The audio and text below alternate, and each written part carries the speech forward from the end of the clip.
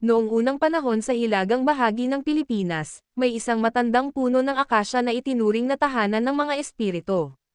Nang putulin ito ng isang pamilya upang gawing haligi ng kanilang bagong bahay, hindi nila alam na sa punong iyon naninirahan ang isang bat-ibat, isang dambuhalang nilalang na parang matandang babae, malaki ang katawan, at may nakakatakot na anyo. Sa unang gabi ng pamilya sa bagong tayong bahay, natulog sila ng mahimbing. Ngunit habang mahimbing na natutulog ang ama ng tahanan, isang mabigat na presensya ang dumagan sa kanyang dibdib. Hindi siya makagalaw, hindi makapagsalita, at nahihirapan siyang huminga.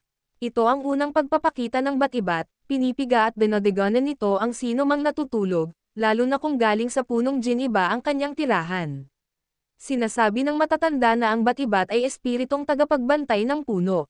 Kapag naistorbo o nasira ang kanyang tirahan, lilipat siya sa bahay kung saan ginamit ang kahoy na iyon at bibiktimahin ang mga nakatira roon.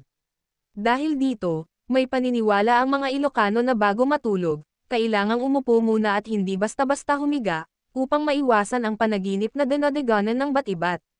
Ang tawag sa ganitong karanasan ay, bangungot. Kapag dumating ang bat-ibat, ito ang sanhi ng pagkamatay ng tao sa kanyang pagtulog.